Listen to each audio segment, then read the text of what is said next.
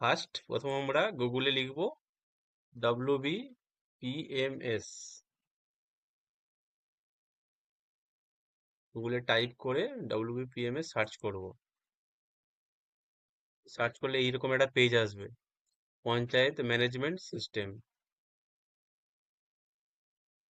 দেওয়ার পরে এই পঞ্চায়েত ম্যানেজমেন্ট সিস্টেমে ফার্স্টে ক্লিক করব। এখান থেকে এরকম একটা পেজ খুলবে, পঞ্চায়েত ম্যানেজমেন্ট সিস্টেম, হোম, সহজ সরল, সিটিজেন কর্নার, লগ ইন। এখানে আমরা সিটিজেন থেকে যারা অ্যাপ্লাই করব, তাহলে এখানে সিটিজেন কর্নারে ক্লিক করব। দিলে এরকম একটা পেজ খুলবে। এখানে আপনারা দেখতে পাবেন কি কি ডকুমেন্টস লাগবে। এখানে ইংলিশ যাদের অসুবিধা, বেঙ্গলিতেও করতে পারেন, কি কি লাগবে সব লেখা থাকবে। সাবমিশন করার সময় কি কি লাগবে, সাবমিশনের সময় একটি পাসপোর্ট সাইজের ফটোগ্রাফ আগে 100 কেবির মধ্যে করে রাখবেন, এবং নিম্নলিখিত যা আধার কার্ড দেবেন বা যা এইসব ঠিকানা এগুলো আছে, আধার কার্ড, পাসপোর্ট, ড্রাইভিং লাইসেন্স, নির্বাচন কমিশনের voter ID card, ration card, যা যা সব লেখা আছে এখানে, এগুলো হচ্ছে পিডিএফ ফরম্যাটে 2 MBর মধ্যে আপলোড করতে হবে।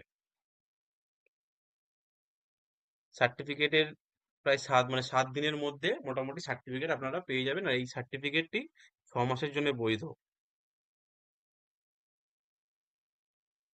এখানে বাংলায় টোটাল সব লেখা আছে, এগুলো একটা ভালো করে আগে পড়ে নেবেন কি কি লাগে। সবসময় মনে রাখবেন, ফটো, যে পাসপোর্ট সাইজের ফটো 100 কেবির মধ্যে হতে হবে, এটা জেপিজি ফরম্যাট।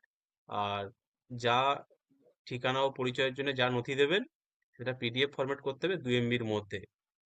তো চলুন এবার এরপর আমরা এতে ক্লিক করবো, এই বক্সটায়। এখানে লেখা আছে, I would like to apply the gram panchayat pradhan for a certificate and all the necessary documents are ready for upload. দেওয়ার পর প্রসিড করব। প্রসিড করলেই আপনাদের এখানে সিটিজেন কর্নার থেকে নাম্বার চাইবে, মোবাইল নাম্বার। তো যে নাম্বারে অ্যাপ্লাই করবেন সেই মোবাইল নাম্বারটা দিয়ে দেবেন। আমি আমার নাম্বার দিয়ে করছি। এখানে এই নাম্বারের পর জেনারেট ওটিপি করব। ওটিপিতে যখনই ক্লিক করব, ওটিপি চলে আসবে।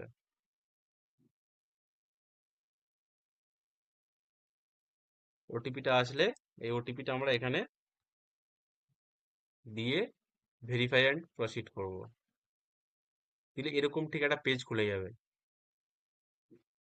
এবার এখানে আমরা হচ্ছে ফার্স্ট হচ্ছে ডিস্ট্রিক্ট, ডিস্ট্রিক্ট চুজ করব। ডিস্ট্রিক্ট যেহেতু আমাদের হাওড়া, হাওড়া। ব্লক, এখানে পরপর ব্লক দেখতে পাবেন, আমাদের নিচেই থাকবে উলুবেড়িয়া 2।